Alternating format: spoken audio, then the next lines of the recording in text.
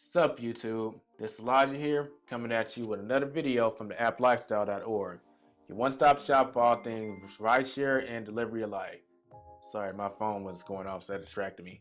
But in this video, we'll be going over the resources I use to create these type of videos you're seeing. A lot of y'all have directly asked me, hey, what are you using to make your videos, and what kind of stuff are you using? Because whether y'all have directly said it or indirectly, y'all are kind of implying that, and even I know this, it might be bragging, but whatever. The quality of videos I put out in my niche, which is primarily with dealing with the apps, is of higher quality, and some of y'all may be looking to replicate that, whether it be for another app channel or just another YouTube channel in general, or you just want to know how is he doing it. So we're going to go into that. First, we're going to go to the app lifestyle and visit the page I made specifically for this.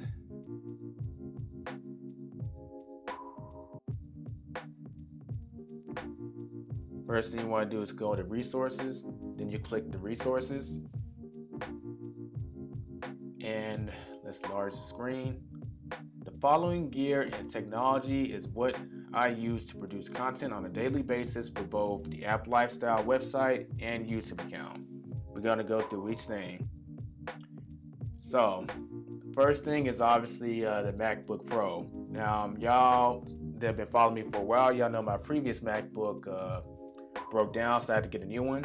This was the replacement, and this is where I do all the editing and everything, the magic mumbo jumbo with my videos. It's all done in this MacBook Pro. And moving on, there's the Adobe Creative Cloud. Now, I would mark this as optional. You don't have to have this. That's more me being a perfectionist. It's a big bonus though. As far as cameras, y'all be shocked to know at the time of this recording, I actually don't use any cameras. In fact, honestly, you got one of these, you're really good to go. I mean, not a long time ago, but some time ago, they pretty much built a full camera inside of a phone. I don't know if they foresaw the future, but whatever. I definitely don't mind it. Moving on, there's the USB adapter, which goes with the MacBook Pro. Now, unfortunately, when I had to replace my MacBook, I was informed that they no longer made MacBooks with the disk modulator where you can put a disk in there, and also the USB. So I had to buy these separately. Yeah, I was pretty nice with the person who told me because he was just a representative. But if I could have had a talk with the person who made that decision, it would have got pretty interesting. But that's the reason why I needed the USB adapter and the external DVD/CD, which all connects to that MacBook Pro.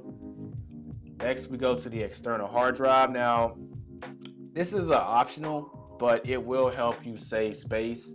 And just in general, you want to back all your stuff up, because if for whatever reason something happens to this thing, at least all your good data, your videos, whatever you're going to use it for, is on that external hard drive. It just makes sure you don't lose that, because then you'll be... Next up, we got the Camcux camera shutter. Some of y'all don't know what that is. That's basically a Bluetooth setting where it allows you to control your camera and your video on your phone from there. So let's say you got your phone set up, but you can't go pressing it like that because you kind of mess up the video. So you just link it, so you hold it down, or you just tap it, record, tap it, it stops recording. Very convenient. Overall, I guess it falls under being optional, but I like things to be maximum efficiency. Now, several of y'all have asked me about my green screen setup, and this is basically it right here. Obviously, you do need a green screen, so you can buy one off of Amazon. Now, you can get real clever with it if for whatever reason that's not an option. You can get some plastic like green poster boards and tape those up with green tape as something temporary. Now, it will affect the quality of video, but you gotta start somewhere, so that's an option. Got the Lime Studio photo setup, which is pretty much what's holding the green screen up. Well, partly what's holding it up. Right next to it, you got the clamps, and that's what's holding the green screen up. So you have the green screen hanging on the studio, then you got the clamps that are literally holding it up. And this next one is a pretty big one. If you're going to be recording off your phone, then you want to make sure you have something to hold your phone in place. Otherwise, it's going to be wobbly, or you may not want to be holding the phone. I mean, a lot of y'all see in like the Uber Eats advanced courses, for instance, y'all see that obviously I'm not holding my phone, right? It's not against a bookcase just sitting there. I'm hoping it won't fall off. I actually have this device which is holding it in place. You want to make sure you hold it sideways, because doing it vertical, it doesn't match with the YouTube ratio. Mic I'm actually speaking on is the lavalier mic. I think I'm pronouncing that, but you just look at the cursor and you can see what's hovering at. But a lot of y'all said initially that the audio was kind of janky in my earlier videos, and that's true. I just was dealing with the mic that was put inside the MacBook. But a better choice is the lavalier mic. It's very, very efficient, very economical, if you ask me. And all you got to do is attach it to you and talk, and it does the job. Moving on, I use the following often to edit videos for YouTube: iMovie for editing videos, Screen-O-Matic for screen capture, and OBS Studios for live streaming. That's actually pretty self-explanatory. Now, the thing with iMovie, you do need a Mac to use it, or iPhone or something from Apple. But if you have that, then you're good to go. As far as Screencast-O-Matic, this is actually what I'm using to produce this video. Now, there are other options, but I just prefer Screencast-O-Matic. Now, they have a free version, but the watermark will appear like at the bottom of the video, whatever. I have the paid version because I don't want no watermark appearing on any content I produce unless it's going to be my own. Then let's go to OBS Studio, which this is a very underutilized free software that you can use to make awesome live stream videos. Y'all probably noticed a huge difference between when I live stream and like when some of these other cats that be dealing with apps live stream. How do I do all that? Well, it's literally set up on OBS Studio. So I would recommend you definitely looking at that. It'll help set you apart from the crowd, because for whatever reason, people probably just don't know about it, or they don't want to put in the work, but it's free.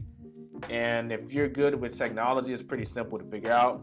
If you're not good, there's a little bit of a learning curve, but anything that's free, me personally, I take it. Next, we got HostGator. Now, HostGator is the domain provider I use for the app lifestyle. I designed it using WordPress. Now, if y'all want to know more about HostGator and like the whole 9 yards as far as it obviously hosting, how that goes, yeah, I can make a separate video for that because it'd be long-winded to do it here. So if y'all want that, you'll let me know in the future. Swinging down to TubeBuddy. A lot of y'all probably realize as y'all are watching other people's videos, y'all are seeing my videos pop up. Well, TubeBuddy plays a big role in that, because I can literally see what a video is doing. Like someone else is making a video on a similar topic. I see how that video is performing. I look at all the tags and all that stuff. Then I can center my video around those tags by putting them in my video. That way it pops up in a similar search feed. It also lets you know how your videos are doing. So if they're not doing so good, you can get that feedback so you can make adjustments in your next video, or just remake the video in general because you're not doing something right. Your audience is clicking away, or it's not getting enough views. It's a great YouTube analytical tool. They have a free version, and they also have a few paid versions. The version I have is the star version, and it's for $19. But at minimum, you should have the free version if you're even thinking about, expanding on YouTube or creating a YouTube channel. And just so you can get a little more clarity, I'll type in TubeBuddy so you can get an idea of the pricing in case you are interested in that. So this is the pricing. I'm not going to go through all of these. I'll leave a link in the description so you can take a look at this. But basically, you're getting all of these, and these are great analytical tools, and it breaks down everything in terms of price. And for those of y'all that are looking to make more money outside of these apps, if you do sign up with TubeBuddy, you can also join their affiliate program. In their affiliate program, you get 30 to 50% of the total. Here we are. You get 30 to 50% of the total of whoever's paying for it, and this is reoccurring for as long as they have the TubeBuddy subscription. So that can make you a little extra money on the side. And if you are interested, you can click in the link in the description or click on that photo, and you can use TubeBuddy, and I'll be getting the affiliate commission also. All right, going below are all the things I use when I am out driving or delivering. So some of this stuff is self-explanatory, and you may have seen some of it in the 7 things I recommend, 7 items you have to be an Uber Eats driver, as well as the must-have items of an Uber driver. But some of them are here. Now, the phone mount, you see there are several available, but this is the one I personally use because the air vent phone mount keeps the phone cool during the summer. You got the car charger. You got to have that. That's the one I personally use. I'm gonna assume that you probably already have it, but if not, that's an option. Got the Uber shirt. So when I'm doing Uber Eats, I walk in there, they just see the Uber logo, bam, I just get the food real quick like that. The EMF protection. This is basically see at the back of this phone. Yeah, another word for this is diode, but our phones are emitting radiation, and it's very not good for us. That's why when you hold your phone up to your ear, it starts hurting. It's also why your phone heats up so fast. So that helps to off balance that, which overall is better for you, your health, and it's better for your phone because it's not gonna heat up nearly as fast. And anytime a phone is heating up, that's obviously not good for the phone. Then you got your dash cam. Now, regardless if you're driving for rideshare or delivery or anything, I would say that nowadays you should have a dash cam because it's just like a little insurance policy. But yeah, that's the dash cam I use. And this little phone stand, this isn't something I use necessarily when I'm delivering or doing rideshare. But when I go to a restaurant, I'm very vigilant of the lifestyle that these apps put you in. So most of the time I'll be on my phone, and that's really not good for your shoulders, your back muscles, or just your back in general. So I'll put this on that little phone stand, lean back, and just do what I need to do with the phone. And it never fails. At least half the time when I'm out, the waiter is always impressed, like, oh man, what is that? Or sometimes I'll get random strangers come up and say, I think that's awesome. Like, what is that?